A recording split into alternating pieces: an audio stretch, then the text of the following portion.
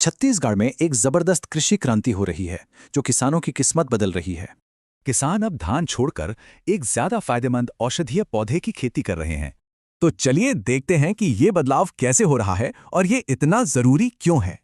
देखिए, धान सालों से मुख्य फसल रही है, पर इसकी लागत बहुत ज्यादा है। सोचिए, 1 एकड़ धान की 2 फसलों की लागत ही करीब 80,000 रुपए पड़ जाती है। तो इसका हल क्या है? एक खास औषधीय पौधा जिसका नाम है ब्राह्मी। ब्राह्मी यहाँ की गीली और दलदली जमीन के लिए एकदम परफेक्ट है, पानी में भी पनपती है। दवाओं और कॉस्मेटिक्स में इसकी इतनी मांग है कि यह एक बहुत ही स्टेबल फसल है। अच्छा, अब जरा इन दोनों की खेती का हिसाब किताब समझते हैं। जहां धान की लागत 80,000 है, वहीं ब्राह्मी की सिर्फ 21,000। कितना बड़ा फर्क है। और ब्राह्मी से हर एकड़ मुनाफा कितना हो सकता है? पूरे 1,20,000 रुपए।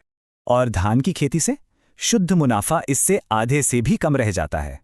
ये ग्राफ साफ दिखा रहा है, दोनों फसलों के मुनाफे में जमीन आसमान का फर्क है।